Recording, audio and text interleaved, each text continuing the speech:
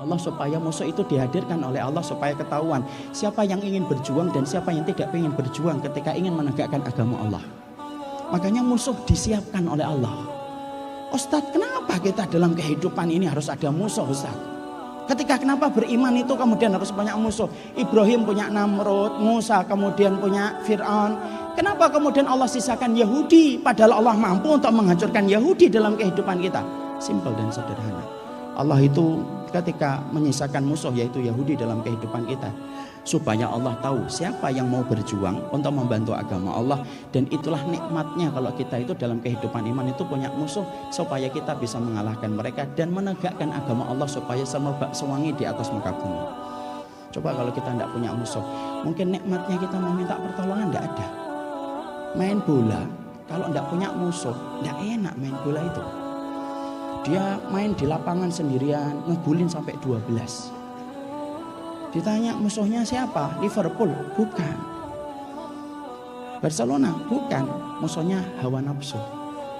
Walaupun ngegulin 12, nikmat atau enggak nikmat? Enggak nikmat. Tapi beda kalau kita kemudian menjalani kehidupan ini kemudian punya musuh yang Allah siapkan untuk orang yang beriman. Maaf ya, orang mukmin itu tidak boleh mencari musuh, tapi musuh itu sudah ada dan tolong jangan diingkari karena yang menyiapkan itu Allah. Kenapa kemudian akhirnya beda kalau kita main bola, kemudian kita punya 11 pemain yang menjadi musuh. Kita akhirnya ngoper, kita akhirnya gojek, kita akhirnya kemudian nendang. Nggak usah 12 ngegulin, satu ngegulin aja sudah luar biasa. Nikmatnya itu terasa. Sampai buka baju, goyang-goyang, renang di atas rumput, diinjek sama 6 temennya, akhirnya pingsan, dia muntah-muntah. Tapi itulah kenikmatannya. Ini yang kemudian poin yang pertama, bahwasanya berarti saya, antum, kalian, maka sesungguhnya kita punya kewajiban bahwasanya di dalam agama ini ada 2 jalur.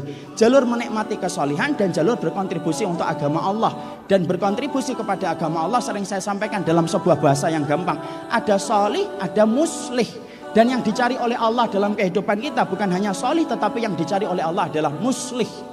Kenapa? Solih belum tentu kita diridai oleh Allah. Mana dalilnya kalau solih belum tentu diridai oleh Allah? Allah kemudian menyampaikan lewat lisan Rasulullah dalam hadis yang sahih. Ada satu kaum yang melakukan kemungkaran, tidak ada perbaikan pada kaum itu.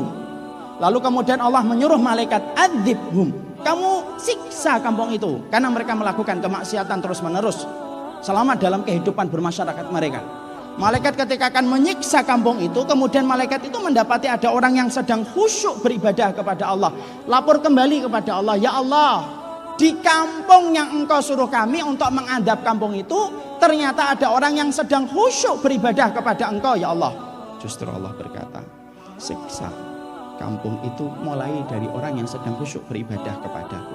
Kenapa ya Allah? Karena wajahnya tidak pernah berubah merah ketika melihat kerusakan dan dia tidak berusaha untuk memperbaiki. Dan malaikat turun menyiksa kampung itu. Itu dalil. Solih itu is not enough. Maaf ya pakai bahasa Inggris sekali-kali. Solih itu tidak cukup. Berarti kita harus menjadi muslih. Itu poin yang pertama yang kita harus pegang. Mindset kita harus dirubah. Bahwasanya mindset kita bukan hanya menikmati jilbab, bukan hanya menikmati peci, bukan hanya menikmati ketika kita jalan ke masjid, bukan hanya menikmati ketika zikir pagi dan zikir petang, itu kita nikmati. Tapi jangan berhenti di situ. Tapi kita harus menikmati kontribusi yang kita berikan kepada agama Allah. Dan Allah paling senang kalau kita bukan hanya solih tetapi menjadi muslih. Itu poin yang pertama. Poin yang kedua, berkontribusi untuk agama Allah itu salah satunya panggungnya itu dakwah. Dan dakwah itu ternyata bukan hanya kewajiban yang dibebankan kepada mereka yang lulusan pondok pesantren. Tapi dakwah itu dibebankan kepada setiap orang karena setiap orang itu ustadz. Ustadz? Iya. Mana dalil antum bahwasanya setiap orang itu ustadz? Saya tidak mengambilkan dalil nakli, tapi saya akan ambilkan dalil akal. Kita ini semuanya adalah ustadz. Setidaknya paling minim ustadz bagi keluarga kita. Seorang ayah ustadz bagi istrinya. Seorang ibu ustadz bagi anaknya. Kenapa? Kita diperintahkan untuk mengajarkan kebaikan kepada setiap manusia. Jadi ustadz itu bukan hanya mereka yang kemudian lulusan di pondok pesantren, tapi termasuk di antara ustadz itu semua di antara kita. Kalau kita sudah mengimani Quran, kewajiban kita kepada Al-Quran disampaikan oleh seluruh ulama. Salah satu Imam Syafi'i, salah satu kewajibannya kita kepada Al-Quran itu apa? Menyampaikan Al-Quran kepada mereka yang tidak tahu. Makanya sampai Nabi mengatakan, bahwasanya ketika Rasulullah itu bersabda, "Balighu anni walau ayah." Sampaikanlah dari diriku walaupun satu ayat. Kenapa Nabi itu mengatakan satu ayat? Kenapa Nabi itu mengatakan satu ayat? Kenapa Nabi tidak mengatakan satu surat? Karena Nabi tahu kapasitas umatnya itu ada yang bermacam-macam. Ada yang hafal 30 juz, ada yang cuma hafal 5 surat, ada pula yang hafal cuma 3 surat yang terakhir. Kalau jadi imam muter-muter di situ doang. Saya tidak nyindir antum, Masya Allah ya. Itu yang di sono. Tapi yang di sono pindahan dari sini biasa. Kalau ini Masya Allah, lihat ini 30 juz insya Allah. On the way tapi ya. On the way 30. Kenapa Nabi menyebutkan cuma satu ayat? Lu satu ayat itu apa? Toha. Satu ayat itu apa? Yasin. Satu ayat itu apa? Alif Lam Mim. Uniknya Nabi tidak mengatakan balighu ani walau surah. Karena Nabi tahu umatnya nanti ada yang tidak hafal satu surat. Al-Kafirun aja nggak ngerti juntrungannya, akhirnya itu muter-muter gitu. Sampai 2 jam nggak ketemu akhirnya. Itu namanya surat Al-Kafirun cita rasa Al-Baqarah. Karena dia nggak ngerti ujung akhirnya. Saya nggak nyindir antum. Biasa aja, Ramadan itu berbaik sangka. Makanya ketika Nabi menyampaikan walau ayah, berarti apa? Kewajiban kita itu menyampaikan dakwah. Dan setiap dari kita itu ustadz. Yang di sebelah kiri saya ini ustadz, sebelah kanan saya itu ustadzah. Setidaknya untuk siapa? Ustadzah bagi putrinya, ustadz bagi istrinya. Maaf ya yang jomblo ya. Berarti yang jomblo ustadz untuk siapa saya tidak tahu. Maka kemudian disitulah kewajiban kita yang kedua. Kenapa? Kontribusi pada agama Allah. Oke, saya sepakat Ustadz. Kita tidak hanya menikmati kesolehan, kita berkontribusi kepada agama Allah. Jalannya apa? Dakwah, sampaikan.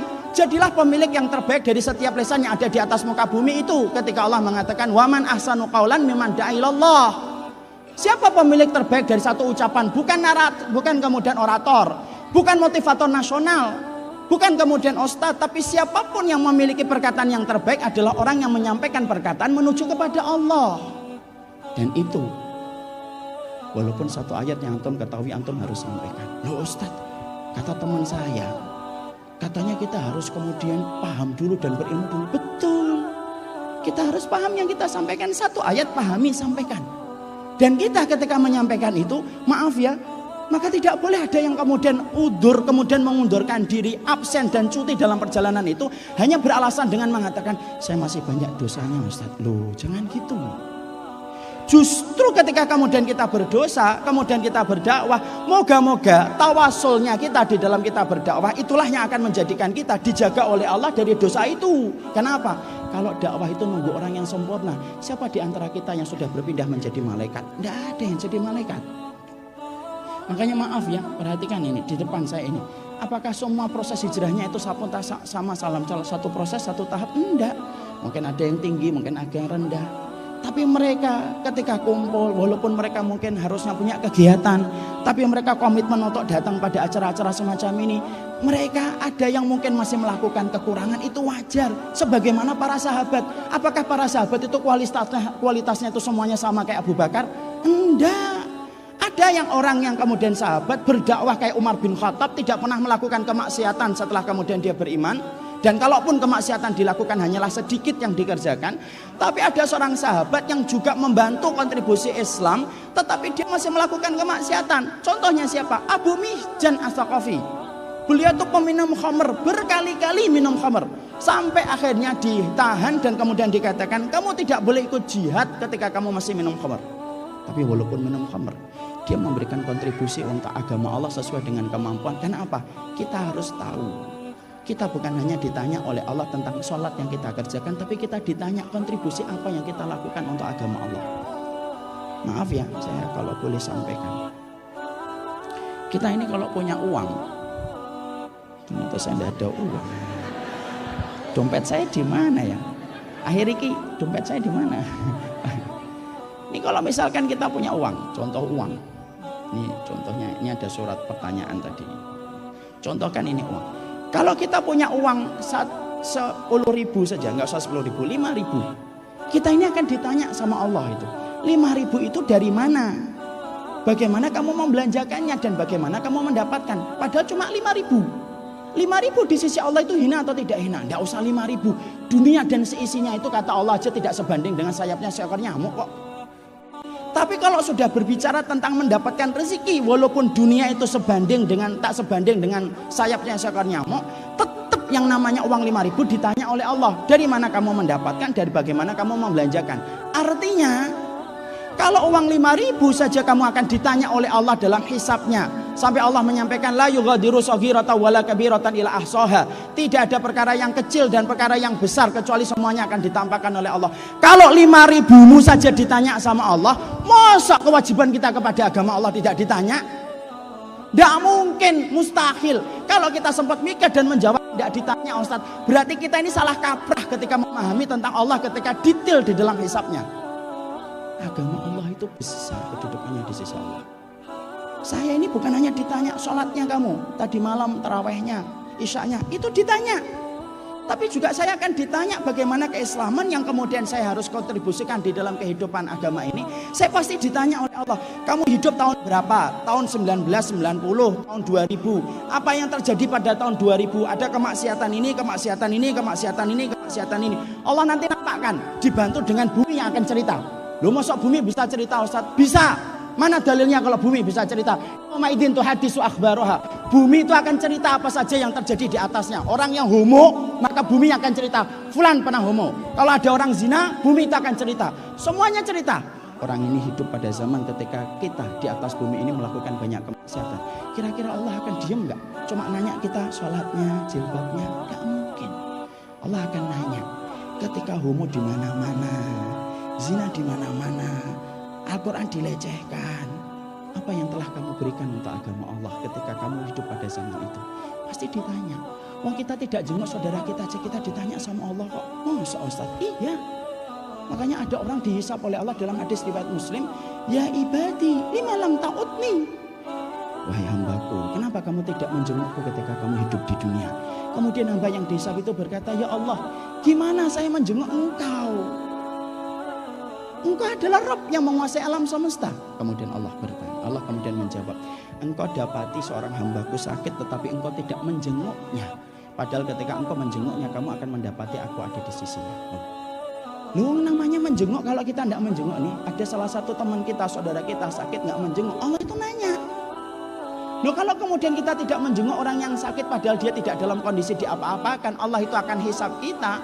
Loh, apalagi tentang agama Allah. Kucing yang terdolimi di dalam kamar saja Allah akan menegakkan keadilan kok. Apalagi ketika kita bicara agama Allah, ketika hari ini banyak sekali masalah yang ditinggalkan pada agama Allah ini ketika kita mendapati banyak kemaksiatan. Dan itu tidak bisa diselesaikan oleh saya dan Ustadz Felix, tapi harus diselesaikan bersama-sama. Dimulai merubah mindset kita. Kita ini bukan hanya menikmati kesolihan, tapi menikmati kontribusi apa yang harusnya kita berikan kepada agama Allah. Disitulah kita paham kenapa ya para sahabat itu kok tidak meninggal semuanya di kota Madinah. Meninggalnya itu macam-macam, ada yang di Syam, ada yang di Mesir kayak Amr bin As. Kenapa kemudian para sahabat itu tidak semuanya meninggal di kota Madinah? Padahal kota Madinah itu kan menjanjikan. Ada Masjid Nabawi, tempat terakhirnya Rasulullah. Kemudian mereka bisa berputar-putar di antara sahabat. Karena para sahabat itu mereka setelah Rasulullah meninggal, mereka berpencar untuk melaksanakan kewajiban mereka yang kedua, berkontribusi pada agama Allah. Itulah yang menjadikan akhirnya para sahabat tahu mereka dididik oleh Nabi bukan hanya menjadi solih, tapi mereka dididik oleh Nabi bagaimana mereka memberikan kontribusi untuk agama Allah. Loh, sampai Khadijah aja, Khadijah itu belum pernah ikut taklim di JCC kayak gini. Itu sudah paham dari awal. Sampai hartanya habis untuk membantu Nabi. Kenapa hartanya Khadijah habis untuk membantu Nabi? Karena Khadijah tahu ini suaminya seorang Nabi dan saya itu pengikutnya, dan saya harus memberikan bantuan kepada Nabi yang mana itu adalah suami saya. Habis uangnya Khadijah itu. Dan hari ini kita mencium bau wanginya Islam itu salah satunya karena keberkahan uang dan harta yang ditanam oleh Bunda Khadijah ketika membantu agama Allah. Makanya dakwah sesuai dengan kemampuan kita. Ada yang mungkin dakwahnya lewat multimedia, ada yang mungkin dakwahnya hanya menyampaikan undangan, ada yang dakwahnya satu